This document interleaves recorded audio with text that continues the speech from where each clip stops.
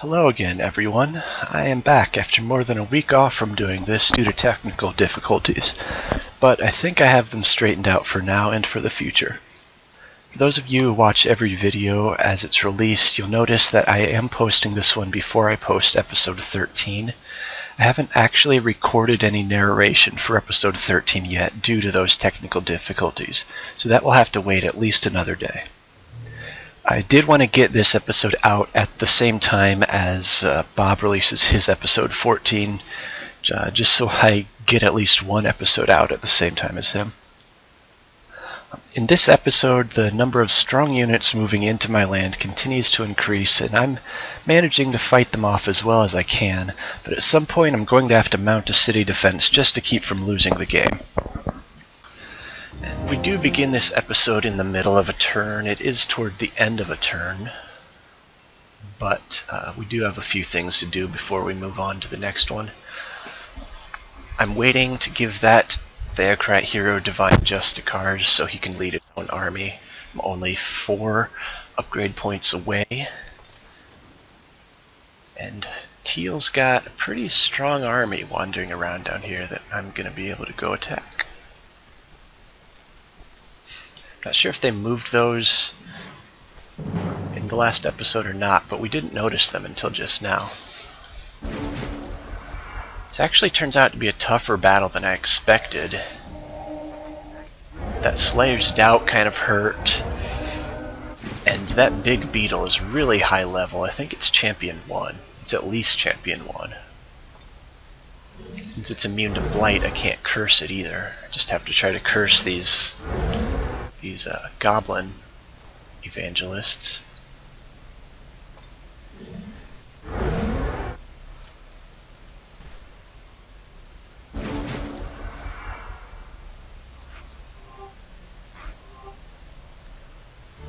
And he did 30 damage in one hit. At that point I realized this wasn't just going to be an easy battle like I expected it to be. Like every other battle this army has fought has been.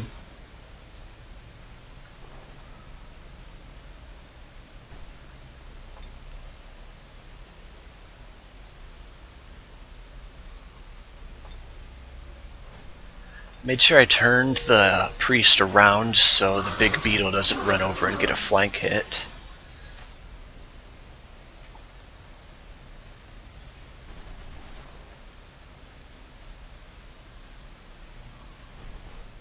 Probably should have healed my Crusader there. I thought that hit would do more damage to the beetle, to be honest.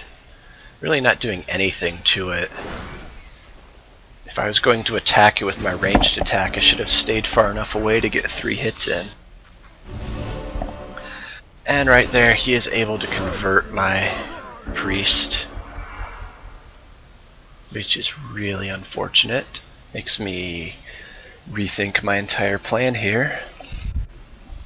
My Crusader got knocked down to very low hit points. It might be just 1 hit point. And he is severely poisoned. So if I don't win this battle on this turn, he will be poisoned to death. Yeah, he has 1 hit point. The other thing is I do need to kill that evangelist that converted my priest, so that I get that priest back and the priest's not able to get 3 free hits on me at the beginning of the next turn.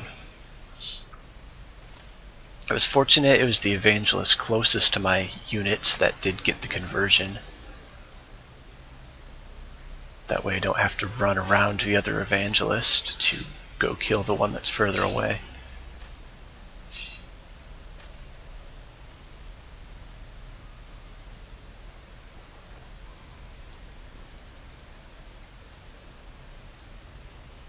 I also need to get rid of that beetle, or it will kill my Crusader, even if I am able to heal it.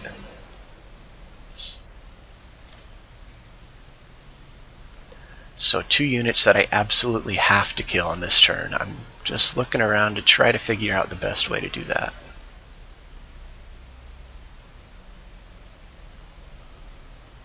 I am going to move my priest closer so that he doesn't get the range penalty.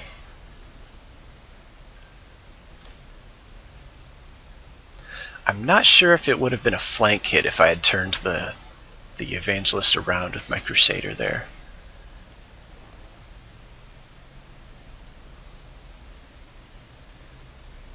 So I think I go ahead and just shoot it now rather than trying for the flank hit. And I think I kill the beetle with this Crusader. Yes.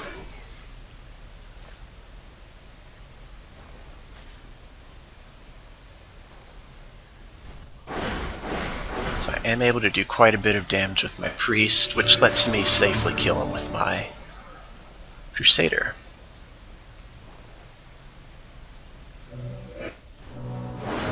I'm going to attack that guy. I thought I might have been able to do a little more damage and finish him off, but when I fumble, I realize that I really need to go heal my Crusader rather than try to kill this guy on this one turn.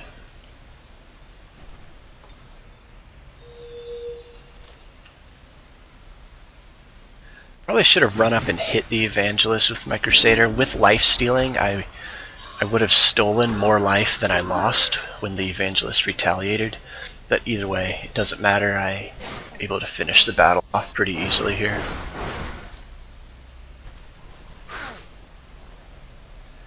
And I did kind of box myself in, moved my units in the wrong order. Can't finish this off neat and clean. Gonna have to take a hit for my Priest so that my Crusader can get close enough to finish him off.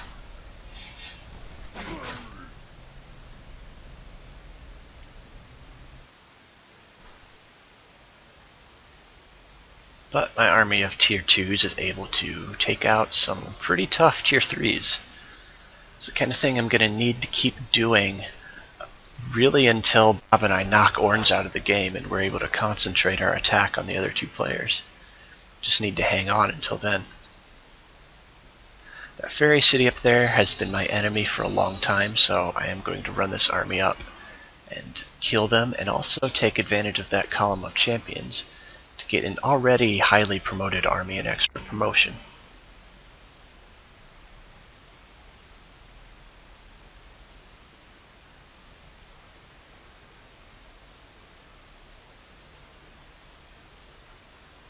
Sorry about this. I should have just edited this out of the video. I was upstairs getting food. Even better than editing it out, I should have come up with something to talk about during this. It's been a week since I've said anything. Our overall plan, which I'll probably talk about more at the end of this episode, I think is going to need to be knock Orange out as quickly as possible so we can focus on the other two players. Teal and Brown just have so many units that I'm not going to be able to hold them off fighting defensively. We really do need to make a concerted effort to turn this into a 2-on-2 game, I think. It's going to be a bit of a gamble, though. If we go after Orange and don't take him out quickly, we will probably lose the game.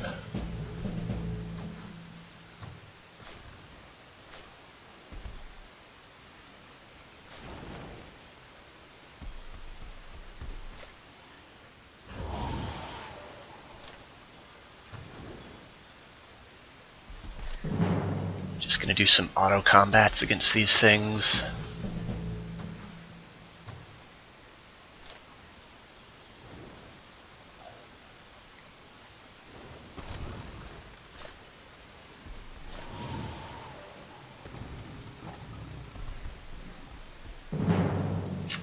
This battle does have a tier 3 enemy in it. I want to fight this one on my own, just in case the auto combat would do something stupid like run the priest right up into the face of the Sphinx or something.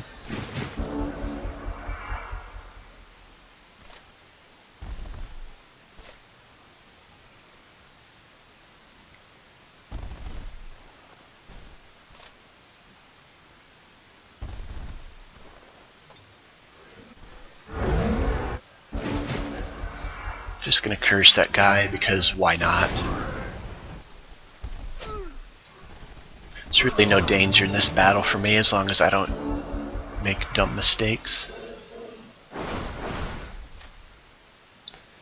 Enemy only has that one tough unit, and my tough units are better. So the Sphinx dies pretty quickly here.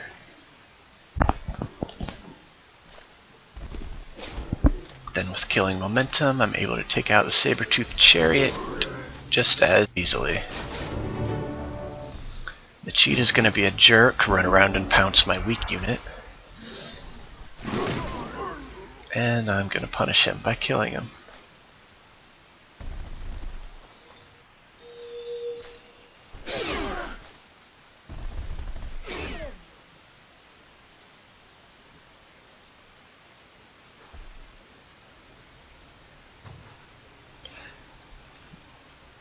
Do pick up some pretty nice items during this episode.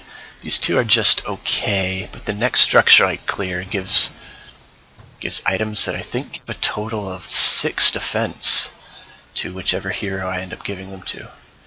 These two, that Spirit Protection will help for when I go up against the Theocrat units. And the other item was a +2 defense leg item. I was planning on sending that army out towards more of the northwest to clear out some structures and look for weak enemy cities, but with the number of units coming my way, I'm going to have to keep them around my cities to help defend.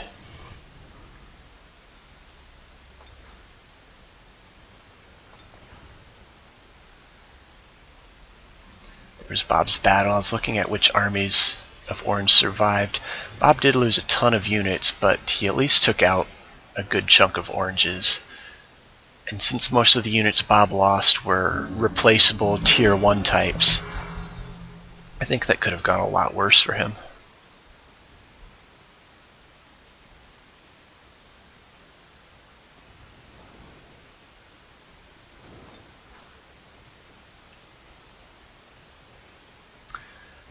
I got a bunch of items here. I don't remember where they came from. I think I attacked and killed a couple of Brown's heroes, and then I just quickly sent the items to whoever I could, because I was afraid of losing them, like I did with the teal items.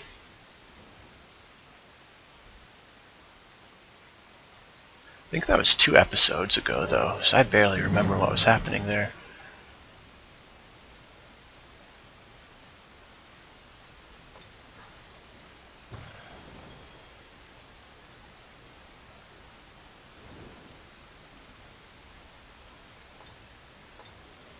Don't really want those boots, just send them away. Probably end up selling them later. There's my Spirit Resistance gem item.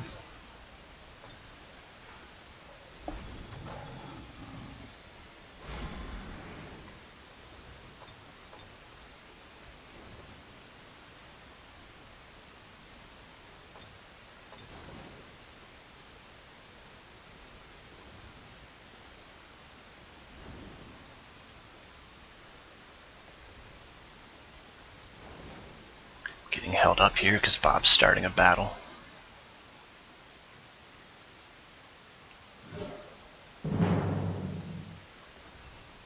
Which I believe he wins. Bob's battles went a lot better for him this episode than in the previous 1 or 2. Helmet of Orc Anger, that is one I do sell. Warcry is okay, but I typically don't want my heroes rushing in and doing melee attacks. I'd rather have something that gives them better defense or better resistance. I'm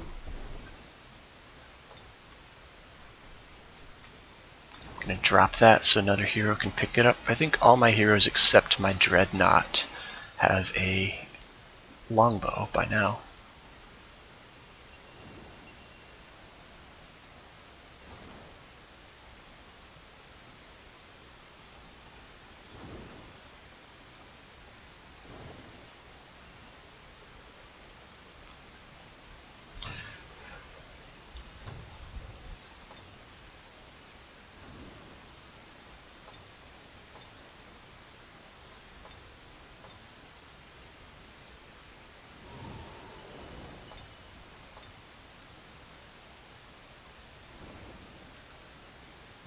Isn't item arrangement fun?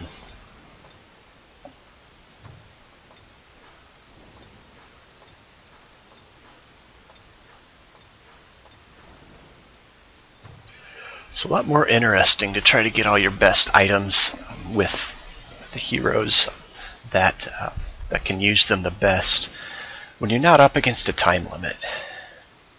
Playing single player, I do try to get one or two heroes with as many good items as possible to make them nearly invincible, but I'm kind of rushing through this. I think I've managed to spread the good items out pretty well on this one. Although since some of my heroes have resurgence based on the army they're in right now, maybe I should send all my good items to the one hero that's not in that army.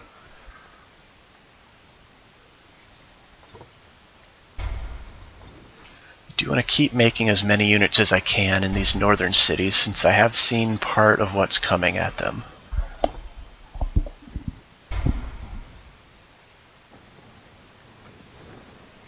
And I don't have the gold for it this turn, but I am going to get that road finished by the end of the episode. Now I have a road running all the way from Angernost, my southernmost city, up to Nipuk, my northwestern city. And really the road from Angernost runs from I believe Bob's Orc city. So we have a road network that connects all of our cities except for the one dwarf city that Bob has that's separated by rapids. That will never be connected with a road network. Since both of us have advanced logistics, we can move across roads extremely fast. So getting a completed road network should benefit us pretty well.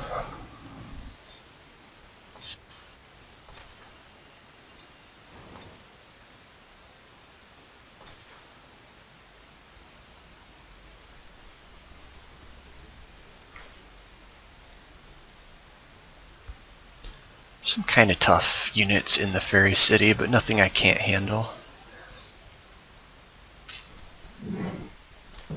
Even though it says probable victory.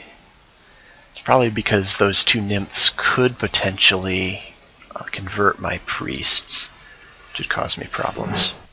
I'm going to kill this fairy, and what I'm going to do is clear the column of champions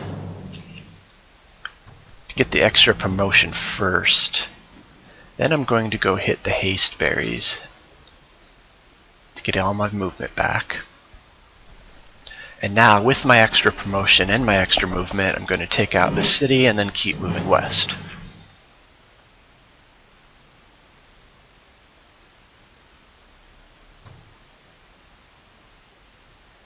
Eventually, as soon as Bob stops talking about whatever he's talking about.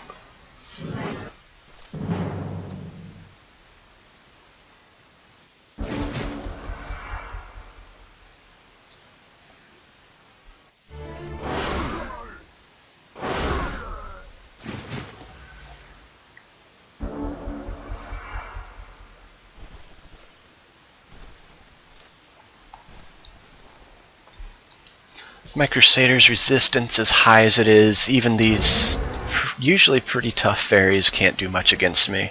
I'm gonna curse the Nightshade Fairy twice just to knock all its movement down, and then I succeed at cursing the Toadstool Fairy. And they're gonna do min damage on nearly all their hits.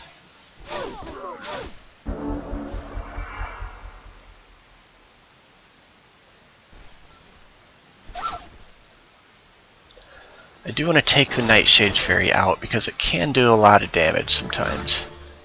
And unfortunately I only knock it down to 1 hit point. Maybe could have run my priest up and hit it with my priest's ranged attack. But I do decide to kill a different fairy instead. I actually thought I'd be able to kill that Buttercup Fairy and then run my Crusader up and kill the Nightshade. That was a tiny miscalculation on my part, I guess.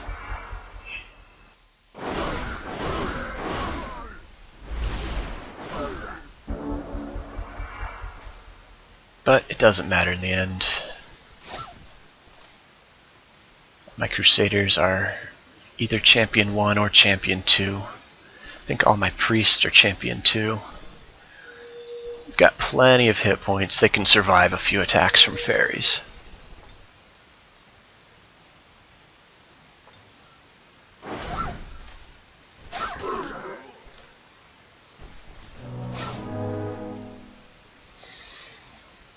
I had some choices about what to do with this city. Could have just absorbed it and started making ferries on my own, but I'm spending so much gold elsewhere, I didn't think I would ever get to the point of being able to build Nightshade ferries. I could have plundered it, but the amount of gold and mana is so low, it's only 240. That would get me like 1.5 of the units that I'm building right now. So I do decide to release it as a vassal. I'm comfortably in the pure evil level at this point that getting plus 50 good points is not going to hurt me. Plus that city will give me some resources, it will be able to defend itself against some weak enemy attacks, and maybe once in a while it'll give me a quest that will give me a Nightshade Ferry or something.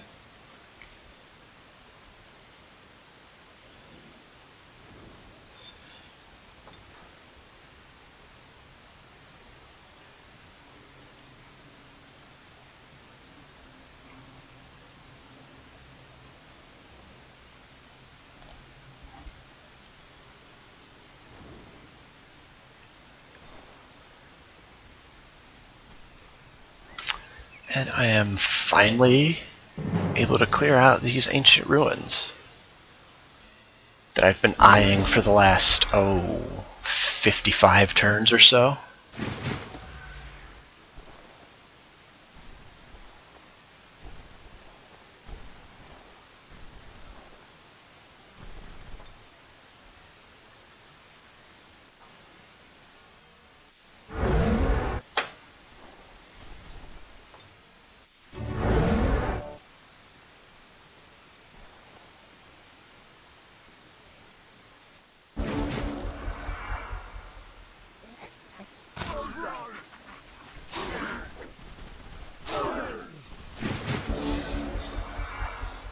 Evangelists are actually really tough melee fighters for big support units. Able to stand up to these berserkers really well.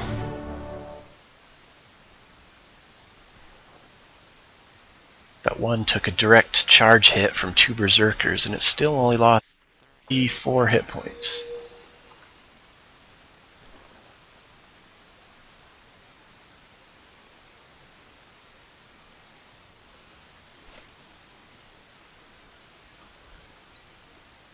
I was thinking about going and getting in the face of the berserker. I decided to just take out the bard, shoot the berserker, and then I find that I actually have another evangelist with movement points. And with him I'm going to go get up in the berserker's face, just to take away his charge bonus.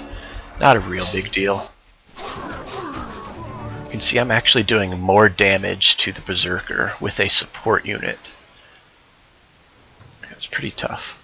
That is a almost useless item, gives urban concealment, so I just sell it. That 200 gold is worth more to me than the small amount of research that I would have gotten.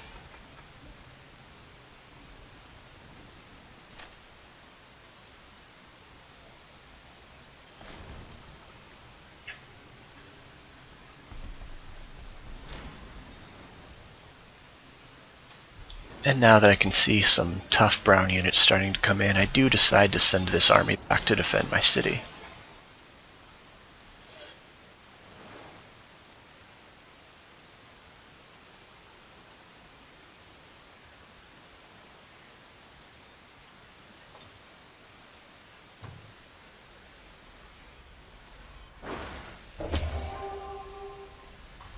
Most of my best defended cities, the cities farthest behind my line, have paid absolution on them now.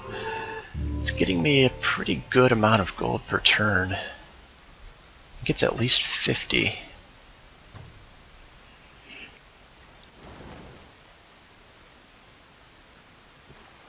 Waiting for Bob to move his units out of the way so I can move my king's army closer, heading down to help Bob deal with his juggernaut problem.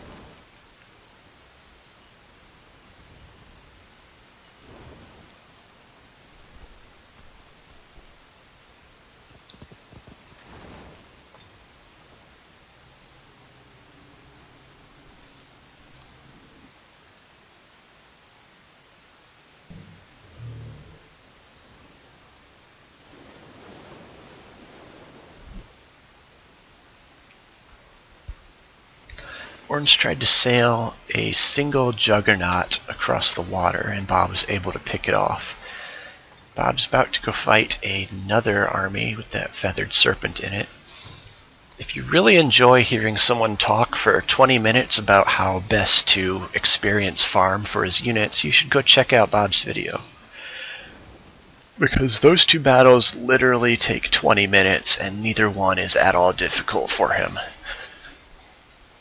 But in the end, he manages to get his Storm Sisters up to gold medal rank, gets them their inflict stun ability, which will help a lot in taking out juggernauts underground.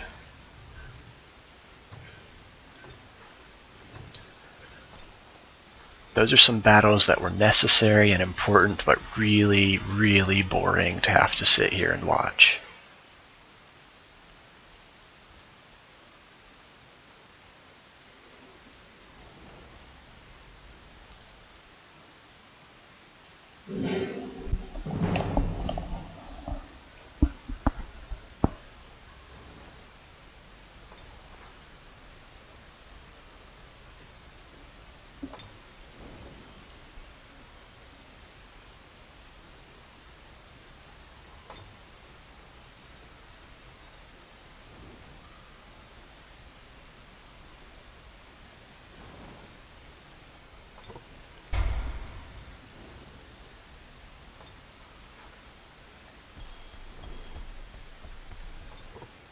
I'm going to stick a few shrines into my cities. I have a lot of city spells active right now.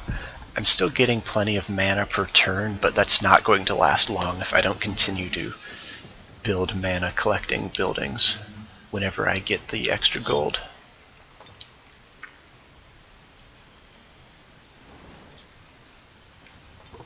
Especially since I do want to get the spell that makes cities like Blight. I want to get that on as many cities as possible, and it costs 20 mana to upkeep. So I'm going to need to build several more shrines and temples just to be able to afford that. Caught Brown with some Warbreeds running through here. Warbreeds are usually fairly easy to convert, so I sent my army with Evangelists down after it.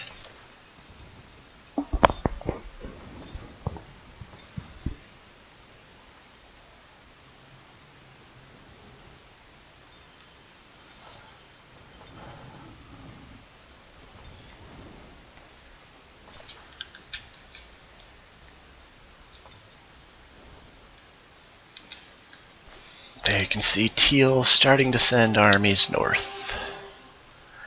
None of those particularly scare me. Theocrat's units don't usually do a lot of damage to other Theocrat units.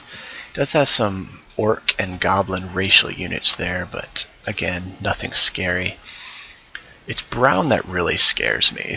If he can get a pretty big group of Manticore Riders flying north, I'd have a hard time fighting those off.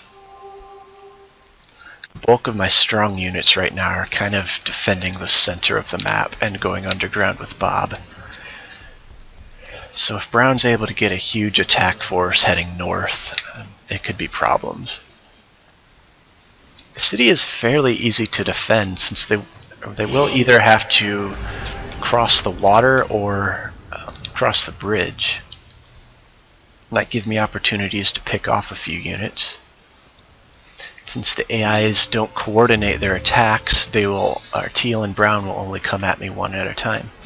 Notice there I started casting Scorched Earth. That was a mistake. I meant to do Corrupted Domain, which makes a city like Blight terrain. I do go back and fix that before the turn's over. This is another pretty easy battle that I decided not to use auto combat on just because of that one tier 3 unit. Never know when auto combat's going to do something dumb like rush one of your weak units straight at an enemy tier 3.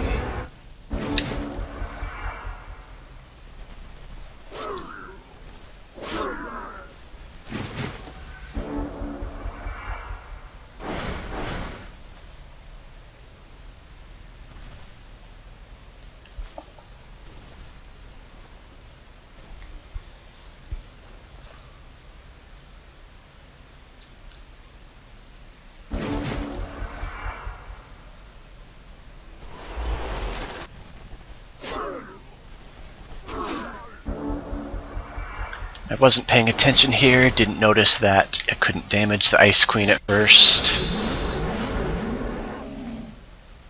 A little bit of a waste. Doesn't matter, I'm still able to end this battle right here.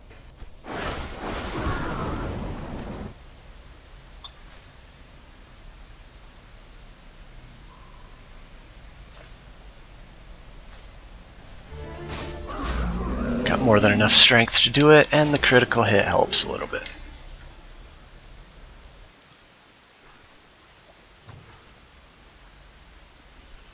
And there's the really nice items I got. The leg items does give a fire weakness, but +3 defense. I'm going to give that to my Dreadnought, since he has a built-in fire defense.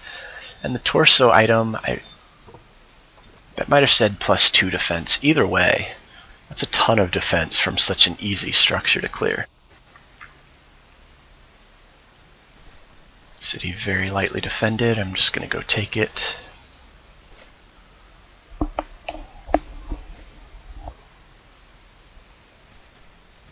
Don't know if I'll be able to hold this city. There are enemy units running around. But it's not going to hurt just to have it.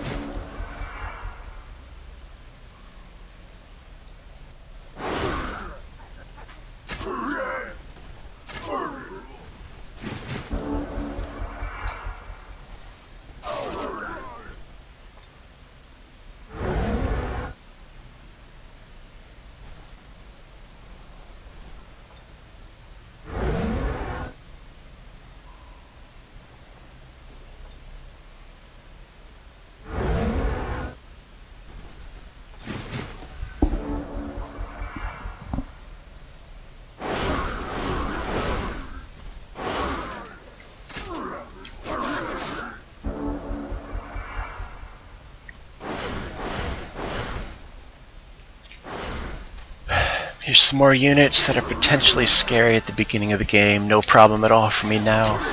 Stupid halfling does get lucky a couple times. Just very annoying. But he is still a halfling, and he dies easily.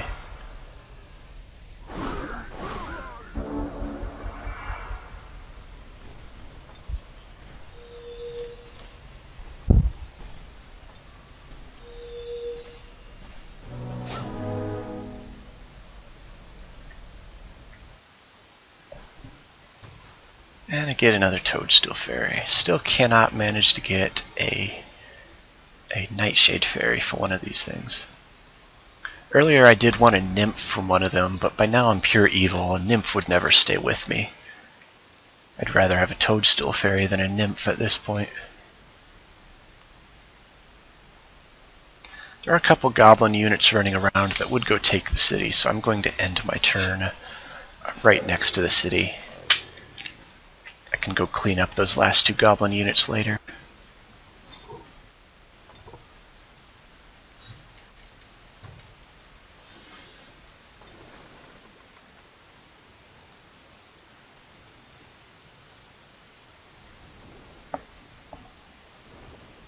The ships are finally getting close to home so they can heal. I'm going to send them to that mermaid shrine so they will get all their movement points back. Just to get them home a little bit faster. Keep making Exalteds. Gonna try to get a full stack of 6. I want to send the Exalteds down into some of these structures, like those Forbidden Sanctums in the Lost City.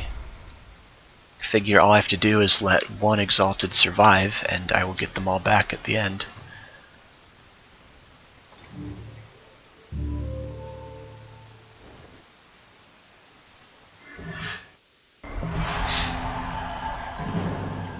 Probable victory didn't bother me. I thought this was going to be easy.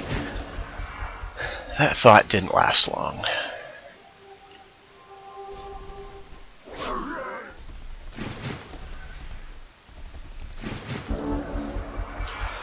can see, because these are Tigran Warbreeds, they have a plus 40 spirit resistance built in, which makes them almost impossible to convert.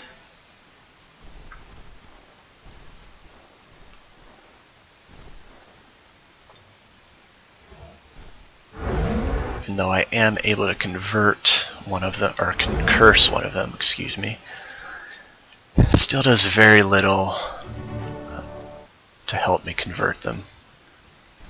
I really screwed up the order I was doing Touch by Faith. I wanted to use Touch by Faith on all my evangelists on each other, but the order I did it, I could only use it on 2 of them.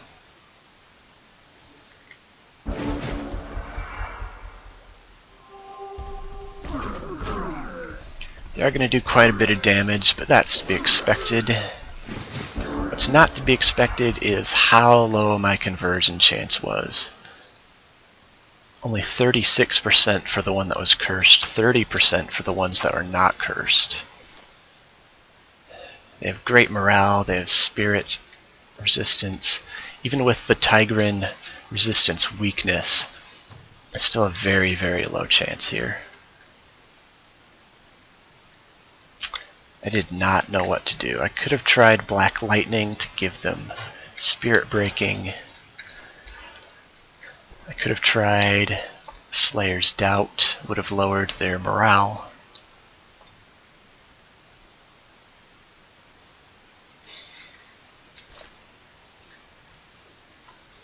In the end, I decided to just go for it, figuring if I could convert just one of them, that my odds of winning the battle without losing a unit would be okay.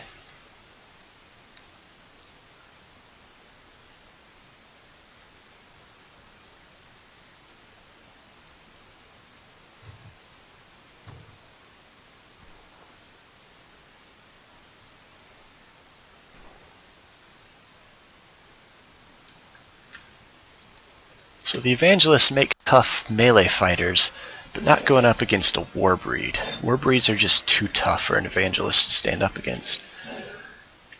They could maybe win a fair one-on-one fight with a Warbreed, but against a Tigran Warbreed and its spirit resistance, plus the regrowth that Warbreeds get, I really had no chance. I needed some luck to get out of this battle without losing a big chunk of my army, if not the whole thing.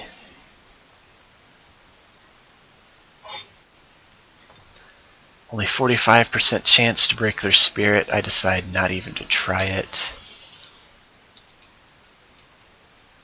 Maybe should have tried it. It's not like I was casting another spell this turn. Would have slowed down my strategic map spells, but this was a pretty important battle.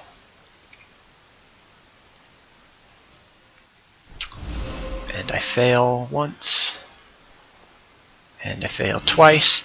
Should have been trying to convert the one with a 36 or 38% chance, or 36, whatever it is.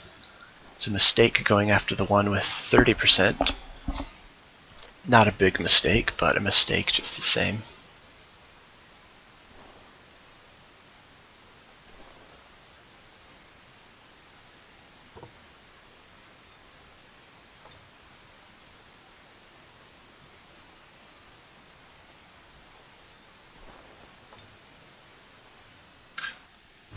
Failed again, and now I didn't know what to do.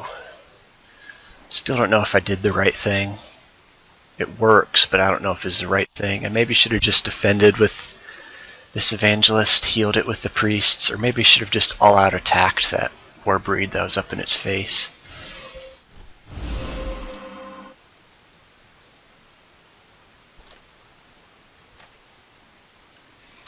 And since the Evangelist that converted him is very weak, the Warbreed could have just run in and killed him, which would have canceled out the conversion, so I am going to have to heal that Evangelist.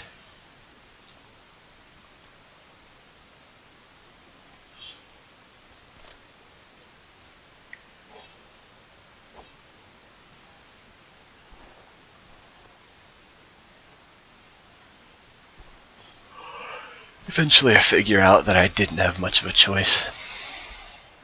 I was going to lose something here. It's either the evangelist that made the conversion or that other evangelist.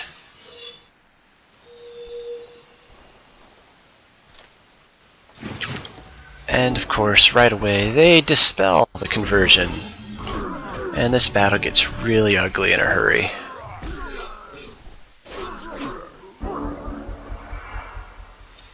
Now I just have to do as much damage as I possibly can. I hit this guy pretty hard to at least get him off of me.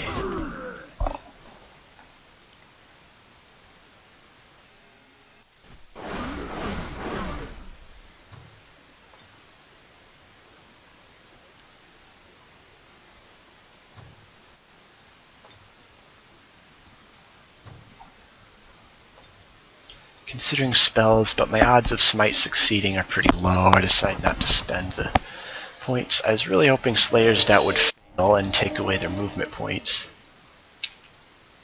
His morale was so high anyway that even the morale penalty from Slayer's Doubt just leaves him at normal morale.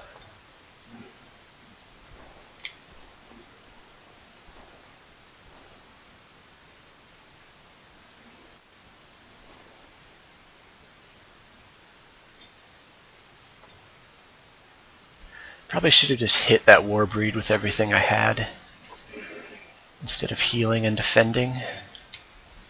But I didn't see this next spell that he casts coming. That next spell really messes me up. Because he is going to cast Steadfast Ward, which means that unit cannot die for 2 turns.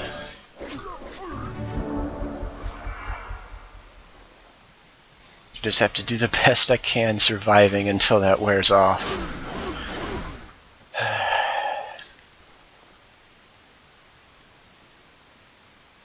Could have run up and hit him, taken away his movement points. It might have been the better move.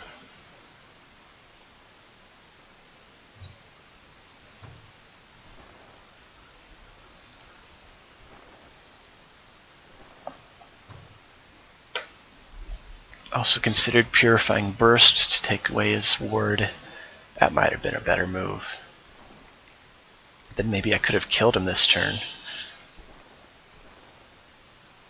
But instead I am going to go hit the Shredder.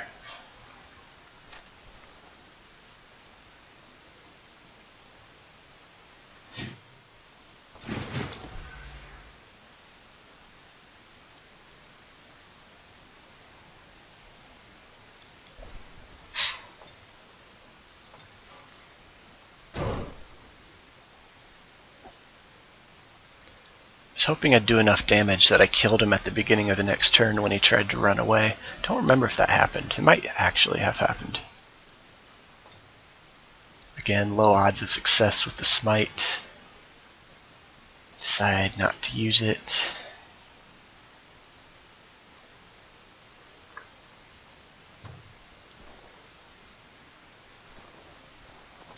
Got my Evangelist on guard. I could have attacked the Warbreed, taken away his movement. Instead, I just kind of accept that my priest is going to die. I just let it happen. And there you see, I did kill his Shredder. He had to use a spell. He used Suffocate to knock my Evangelist health down.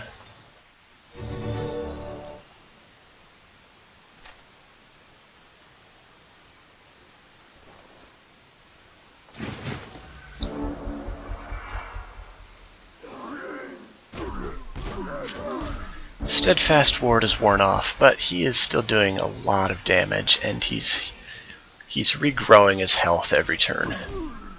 So I need to try to finish this here. It's only 54% chance. Oh, I didn't do it there.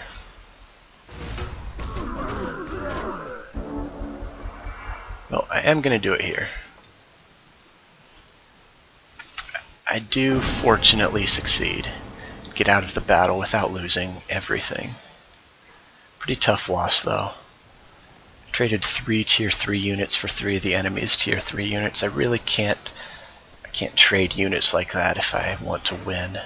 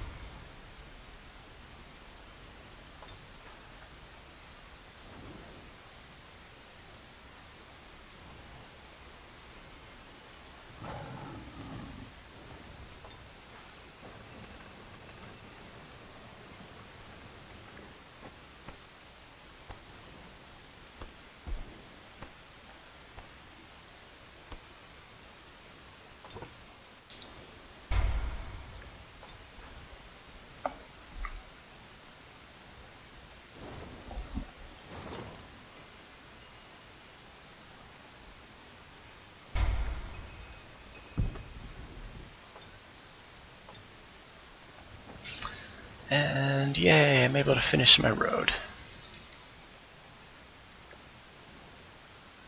Should help in the long run, if the game lasts long enough for it to help. I am a little concerned about which city these armies are going after. They look like they're going after Nipuk, my northwestern city, but they could be going after Illinois, which has no defense at all. It's not a real important city, but losing it would hurt. Letting the enemy get a foothold that close to my 3 most important cities would be a big problem. And I don't have a good way to get in and defend it because of all those mountain ranges around it. There's a road running from the south, but my army in the south is important to defend Engrenost and Anthoria, so I can't really run that north to help out either. Just gonna have to hope the enemy goes after the wrong city, I guess.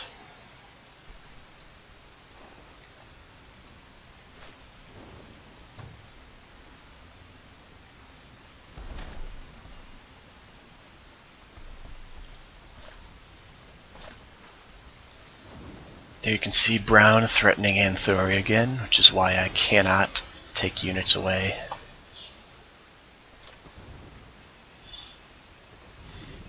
It's like a never-ending supply of tough tier 3 and tier 4 units in these types of games.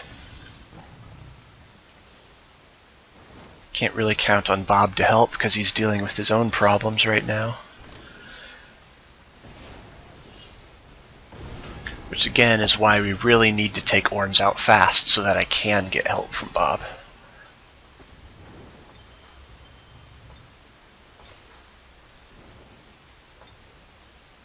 You can see the blight starting to spread out from my cities. I wish it would spread faster, but it's going okay. Any enemy units that attack my cities will be in the blight and getting a negative morale from it. Plus, if I get Domain of Corruption cast, then all my defending cities will also be standing in the blight, getting a bonus from it.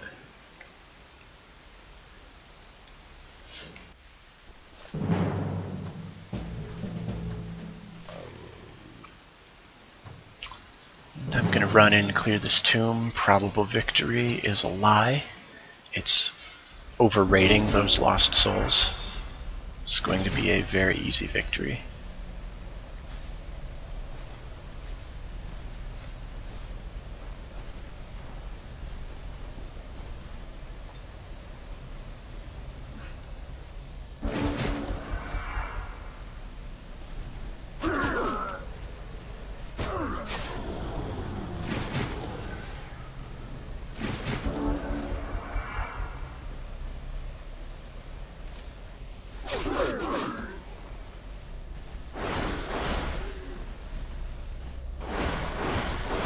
Especially with my Crusader's Holy Champion ability, these undead type structures pose no difficulty at all.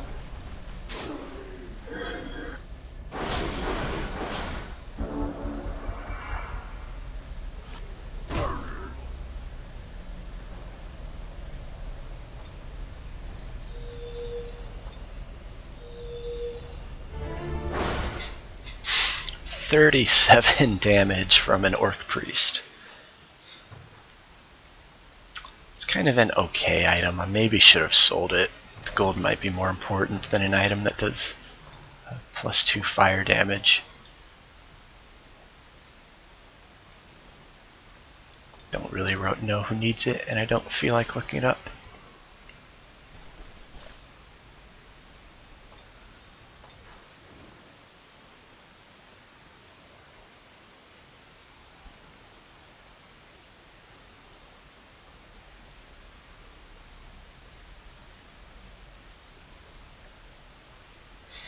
You see these structures I just found have been cleared.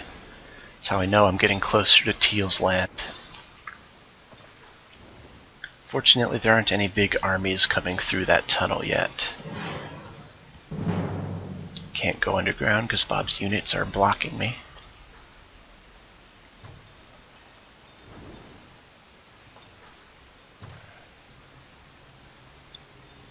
These two leg items do the exact same thing, so I'm just going to give one of them to somebody else. Gonna finally sell the Tigran Sandals of Speed. Yay. Been trying to sell those since episode 1 or episode 2.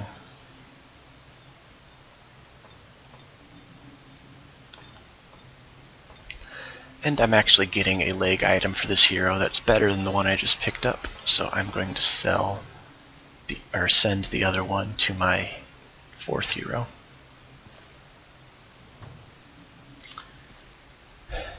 And there's our invasion force. Gonna hopefully sweep through the underground pretty quick, because I'm gonna need to get back.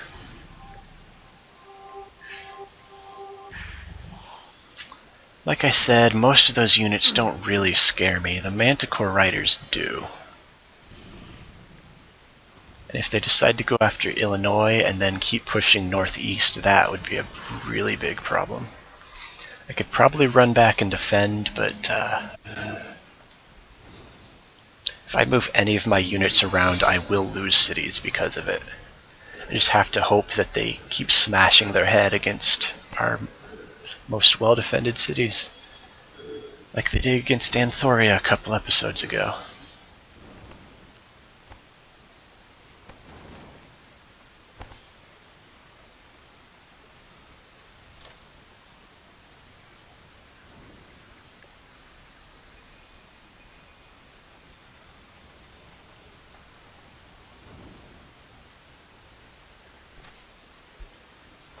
Angernast is almost finished with the 3rd Theocrats Conclave. That will let me start building Shrines of Smiting there. The shrines aren't going to be a huge use to me against most of the units we're fighting against, but it'll be nice to have a few of them in my army. That's it for this episode. I'm not going to do a map, mostly because I have so much other stuff to do, and the map hasn't changed much. Hasn't changed at all above ground. You kind of know where all the action is heading. It's heading to the northwest. Lots of units heading that way. I do have, I think, 17 pretty good units up there to help defend, and I'm making at least one every turn to add to it. I've got a couple units underground, and I do have that army of 3 Crusaders and 3 Priests that might be able to pop up and help right when they're needed. Down in the southeast underground, Bob and I are mounting an attack on Orange. Not entirely sure what we're going to do there. If we're able to capture the first 2 underground cities easily, I think we'll only be 2 cities away from Orange's throne. We should probably make a push on that. Maybe we'll catch their leaders sitting somewhere vulnerable or sitting inside their throne, be able to take them out quickly. If we have trouble securing the underground, I should probably just send my king's army back to help defend, because I am going to have trouble elsewhere. Thank you for watching again. Thanks for bearing with me and my technical difficulties for the last week. Hopefully this video gets uploaded by tonight. Be sure to subscribe and check out my previous episodes if you haven't. check out episode 13 when it gets uploaded tomorrow or the day after that. And be sure to check out Bob's playlist, which I've linked to in the description. Thanks again, and I will see you next week, barring technical difficulties again.